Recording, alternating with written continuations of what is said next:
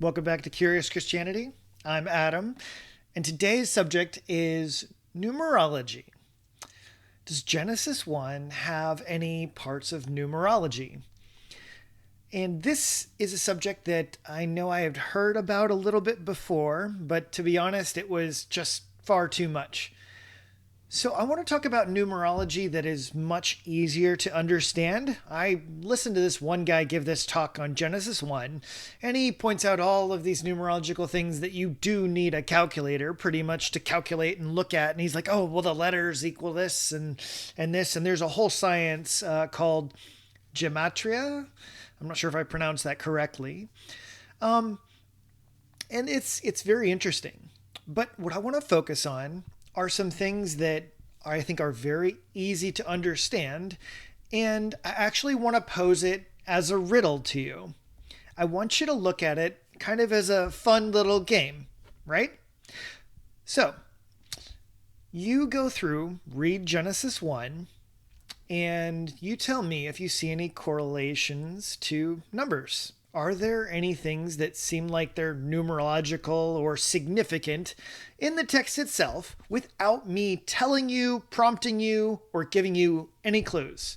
If you want to do that, pause the video now and we'll keep going.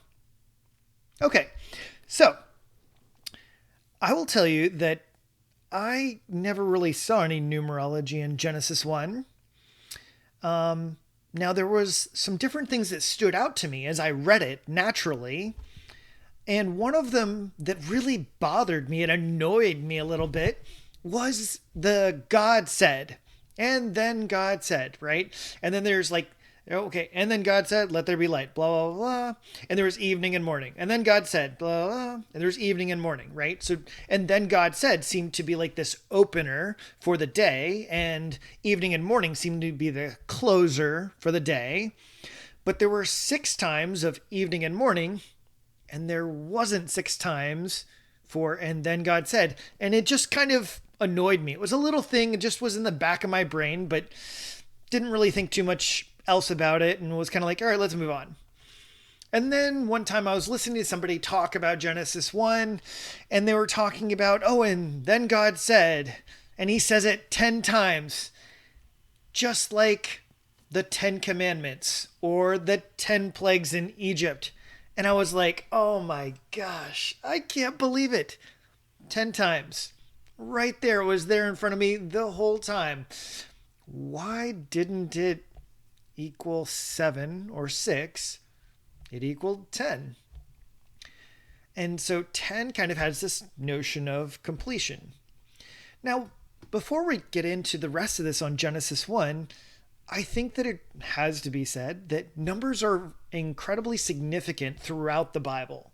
And when you read it, sometimes the numbers are there to communicate something. This especially, of course, I think is true in Revelation. You see all of these sevens. All right, there are 7 churches and 7 angels and 7 spirits of God.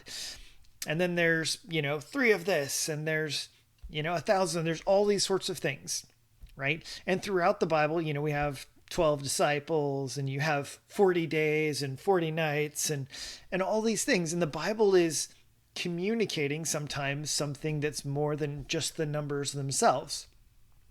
And I think it's important for us to understand that this is how Jewish culture and the times thought about some things, that not only was it important what was being said in the text, but if you were adding certain things to a certain number, it was communicating something not just about, what was literally being said, but it was also communicating something about it by the sequence or the number of times that it was being said.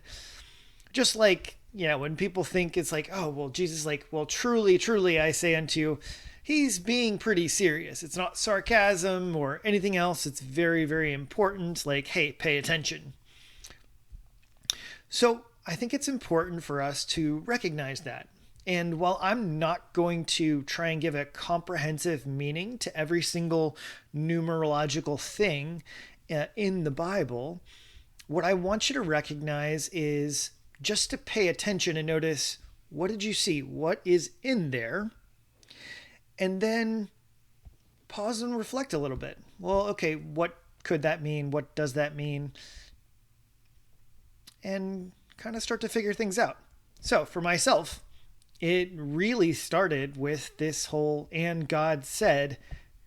There were 10 occurrences of it because 10 was significant.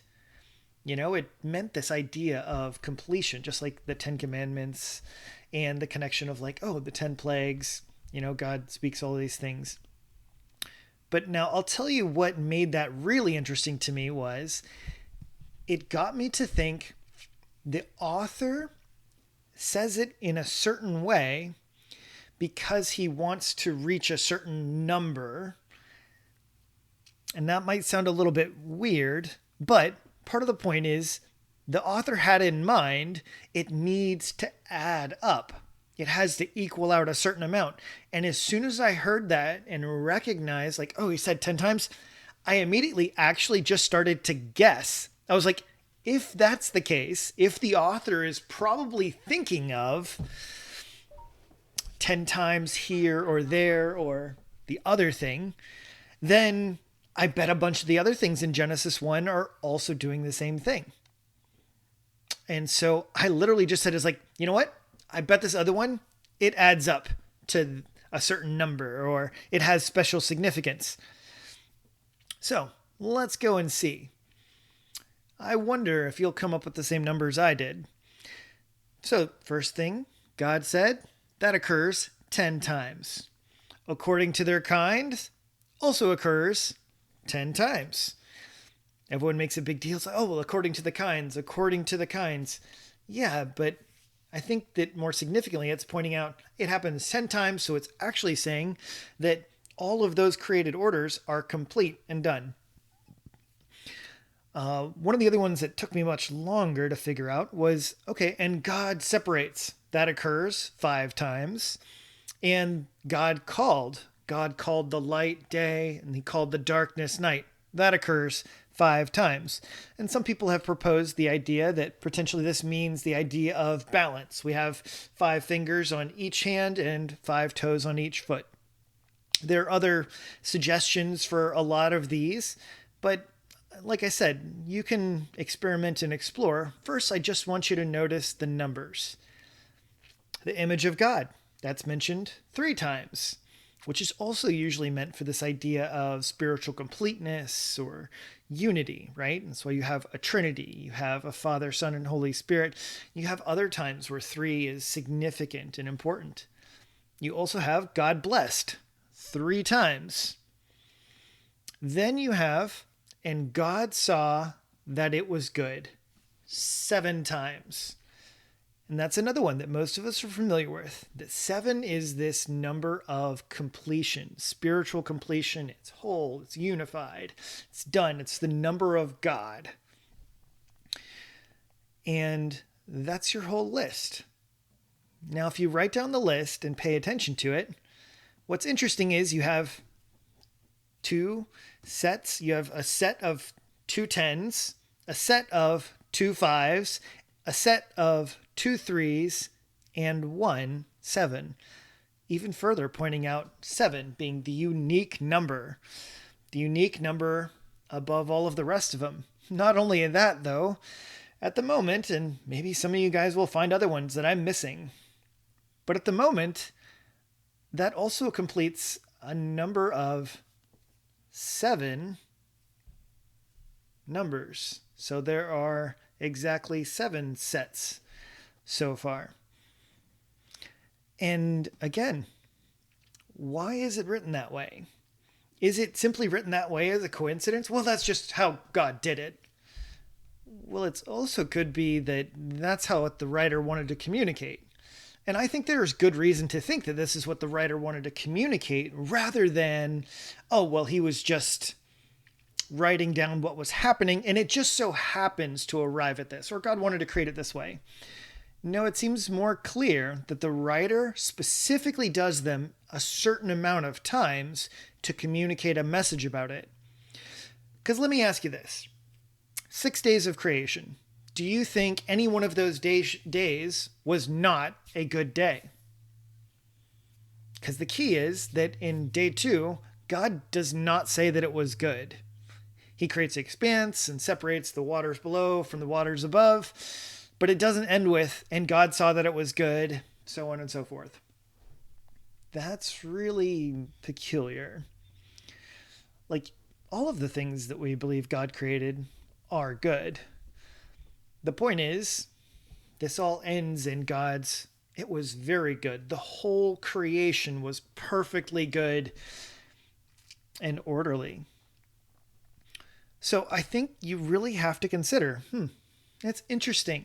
There is this very unique pattern going on, and I think that it's one that, yeah, anybody can read through it and notice it. So if that's the case, is it the case that the author was trying to communicate something through numerology? It would seem quite likely.